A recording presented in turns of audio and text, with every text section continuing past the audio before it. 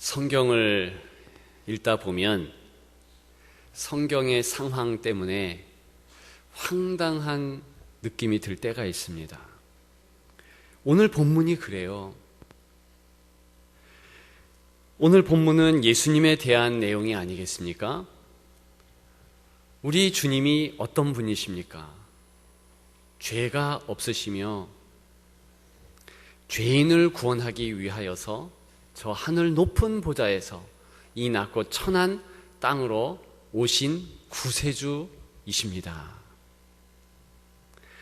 그런데 오늘 본문은 그 죄 없으신 예수님을 죄인이라고 지적하며 재판장에 세우려고 하는 일단의 사람들을 볼 수 있습니다. 16절에 보면 예수를 박해하게 된지라 그랬습니다. 박해하다, 이 말은 법정에서 사용하는 말이었습니다. 근본적인 뜻은 기소하다라는 의미예요. 예수님을 기소하고 있는 것입니다. 죄인이라고 비난하고 있는 것입니다.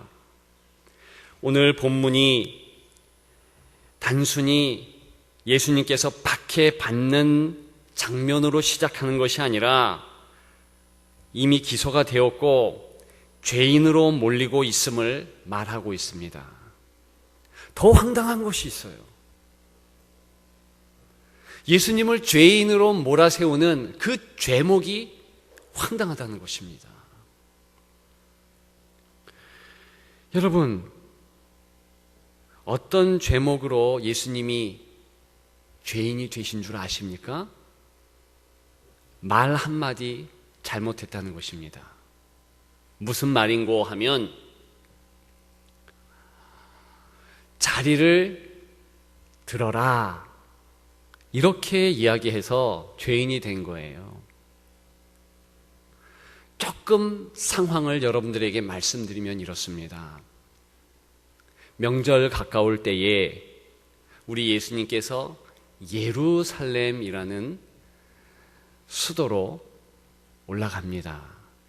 명절을 지내시는데, 그런데 그곳에 베데스다라는 유명한 연못이 있어요. 1년에 한 번씩 이 물이 동할 때에 그곳에 가장 먼저 들어가는 사람은 병을 고침받는다. 그런 전설 같은 이야기가 내려왔습니다. 거기 많은 환자들이 있었어요. 그 가운데 38년 된 하체가 마비된 환자가 있었습니다. 제가 요즘 성경, 드라마 성경을 이 부분에서 읽다가 참 감동을 받았는데, 성우가 얼마나 38년 된 이 환자의 목소리를 절절히 흉내를 내는지 마음이 움찔하더라고요. 이 환자가 예수님 앞에 처절하게 날 넣어줄 사람이 없어서 힘들게 이렇게 있습니다. 그 말을 듣고 예수님께서 그를 고쳐주십니다. 걸어가라, 이렇게 하면 되셔요. 그런데 거기에 예수님께서 사족을 붙이셔요. 하지 말아야 될 말을 하신 거예요. 안식일을 범하는 말을 하신 것입니다. 그것이 바로 자리를 들고 일어나라, 그 부분인 거예요. 오늘 5장 전체를 보게 되면 우리 예수님께서 공생의 초기에 죄인이 되는 모습으로 계속 공생의 3년의 기간을 사셨다라는 것을 말씀하고 있는 것입니다. 여러분, 안식일이 그렇게 중요할까요? 네, 중요합니다. 적어도 이스라엘 백성들에게는 중요해요. 2000년 전에 이미 모세의 입술을 통해서 레위기 23장에 안식일을 거룩하게 지켜라. 명절들이 있다면 안식일에 행했던 그 모습대로 명절을 지키라. 그렇게 나와 있습니다. 유월절, 무교절, 초막절, 속죄일 비롯한 7절기를 지킬 때 안식일처럼 처음에는 첫날은 지켜야 된다 강조했어요. 안식일은 어떻게 했는데요? 만일 예루살렘 근교에 있으면 중앙 성소인 성전으로 와야 되고, 예루살렘 성전으로 와야 되고, 만일 지방이나 먼 곳에 있으면 회당의 마을의 회당으로 가야 되며, 혹은 가정에 가족원들이 모여서 예배를 드리는 거예요. 그리고 일을 일절하면 안 됩니다.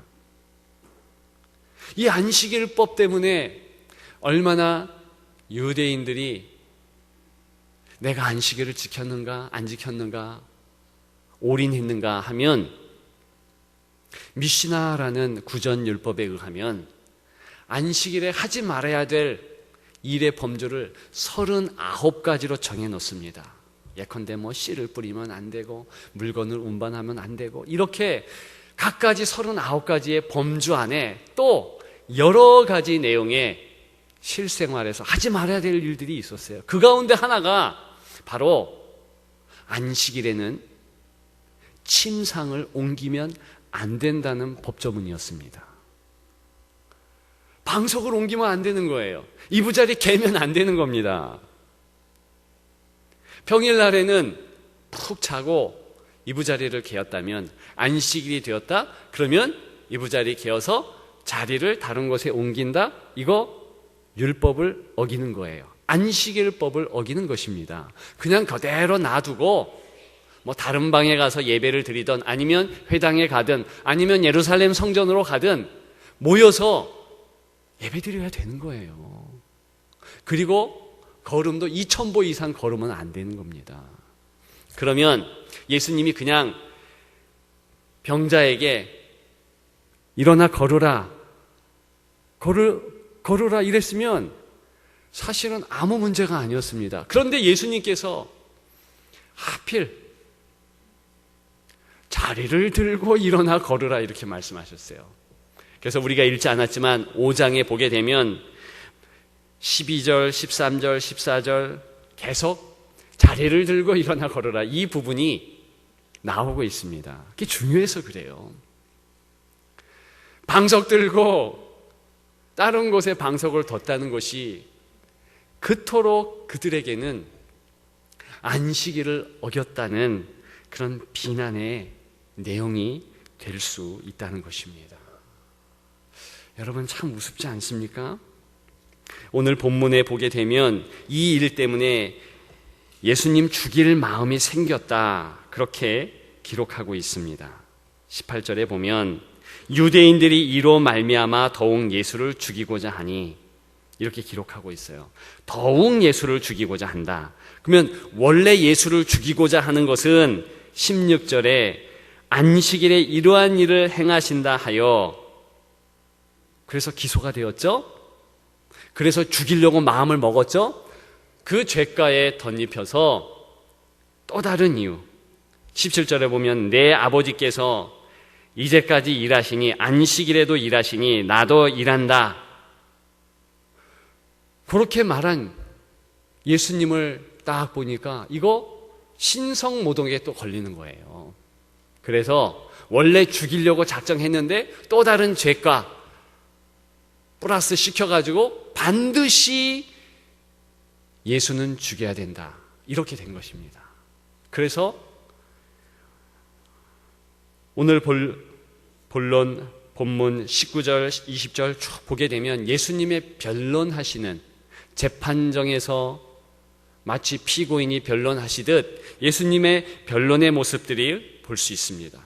오늘 본문을 기점으로 해서 요한복음에 보면 계속 죄인된 예수님의 모습이 나온다는 것입니다. 여러분, 오늘 제목이 일하시는 메시아예요. 메시아의 뜻은 무엇입니까? 그것은 구세주라는 말이에요. 구세주라는 말. 헬라 말로는 그리스도, 히브리 말로는 메시아, 이렇게 예수님의 구세주 되심을 명명합니다. 그러니까 예수님이 구세주 되시고 예수님께서 구세주로서 일하시는데, 그러면 어떤 일을 하셨겠습니까? 오늘 본문 21절에 보면 아버지께서 죽은 자들을 일으켜 살리심 같이 아들도 자기가 원하는 자들을 살리느니라. 24절에 보면 내가 진실로 진실로 너희에게 이르노니 내 말을 듣고 또 나 보내신 이를 믿는 자는 영생을 얻었고, 그래요. 영생에 대해서 얘기하고 21절에 살린다 했으니 예수님이 하시는 일은 살리는 일이죠. 생명 주시는 일이죠. 여러분, 그 일보다 더 큰 일이 어디에 있겠습니까? 예수님은 안식일의 주인이라고 하셨습니다. 살리기 위해서 38년 된 병자를 찾아가신 것이고 그에게 말씀하셨으며 그 영혼을 살려주시기 위해서 계속 일하시는 메시아의 모습을 볼 수 있다는 것입니다. 그런데 인생은 어떻습니까? 이 유대인들은 그 안식일의 주인된 예수님께서 생명 살리는 일에는 전혀 관심이 없어요. 오직 자기 생각에 옳은 일이 아니므로 지적하는 거죠.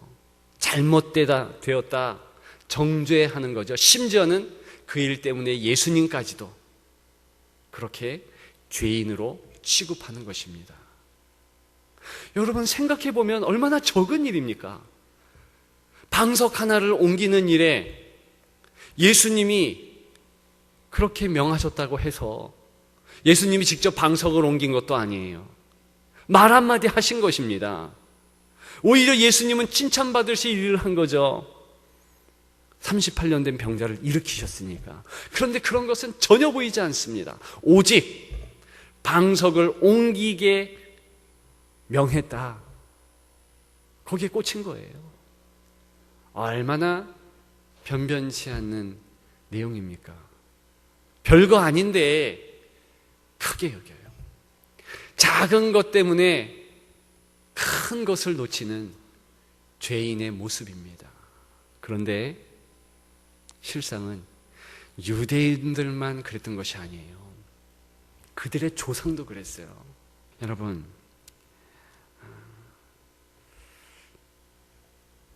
우리가 이 땅에서 예수 생명 여기에 올인하고 교회 생활하고 하면 좋은데 그렇지 않는다는 거예요. 어제 저희 큰딸아이가 중학교 2학년 나이인데 밤에 저를 찾아온 거예요. 그러더니 뭘 하나 보여주면서 눈이 반짝반짝하면서 뭐라 그러냐 하면, 아빠, 이게 일회용 염색약인데 염색을 하고 내일 아침에 교회 갔으면 좋겠다, 이러는 거예요. 제가 어떻게 반응했겠습니까? 갑자기 분노가 확 올라오더라고요. 월요일 날 하라고, 머리 뻘겋게 해가지고 교회 가지 말라고 그렇게 얘기했다는 거 아니겠어요? 그 일전에는 그 동생 둘째 딸이 저에게 혼난 일이 있어요. 왜 혼냈는가? 아니, 슬리퍼 신고 교회 간 거예요. 그 제가 그 아이에게 뭐라고 그러는지 아십니까? 너 슬리퍼 신으면 교회 오지 마. 여러분, 누가 아멘을 하시나? 저와 같은 마음이 있군요. 그런데 사실 생각해 보면 아이가 머리를 빨갛게 하고 파랗게 하고 그런다 할지라도 예배 자리에 오잖아요. 중요한 것은 예배 자리에 나온다는 거죠. 아니, 슬리퍼 신고 오면 어떻습니까? 예배 자리에 와서 하나님 앞에 예배 드리면 그거 되는 거 아니겠어요? 제가 회개했습니다. 야, 내가 오늘 설교 주제가 이런 건데, 야, 내 본질을 놓쳤구나. 본질을 놓쳤구나. 아차 싶었어요. 여러분, 분당에 가면 어떤 교회에 흡연실을 만들었대요. 여러분들 만약에 우리 교회에 저 뜰에 흡연실을 만들어 놓는다. 여러분들 어떻게 생각하시겠어요? 분당이니까 그럴 수 있다고요? 아니요. 제가 분당에서 사역했었잖아요. 거기 있는 사람들도 굉장히 보수적인 성도들입니다. 그 교회 목사님이 이제 내년에 우리 교회 부흥회로 오시긴 하실 것인데, 여러분 그게 이해가 되겠습니까? 그런데 한편으로 생각해 보면, 아니 담배 피면서 교회 못 옵니까? 사실은 하나님을 만나고 감격하고 감사가 넘치면 나중에는 하지 말라, 하라 그래도 담배 끊고 술도 끊고 그럴 수 있죠. 본질적인 것은 예배 드린 것에 있지 않습니까? 그런데 우리는 비본질적인 것 가지고 우리가 볼 때 자녀 세대 또 우리 성도들을 볼 때 왜 저럴까? 위아래로 흘기는 저의 모습, 여러분들이 아닙니다. 저의 모습을 보게 된다는 것입니다.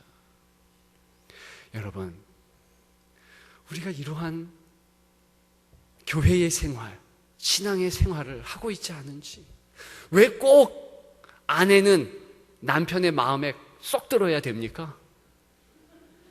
왜 꼭 남편은 아내의 마음에 쏙 들어야 되는 겁니까?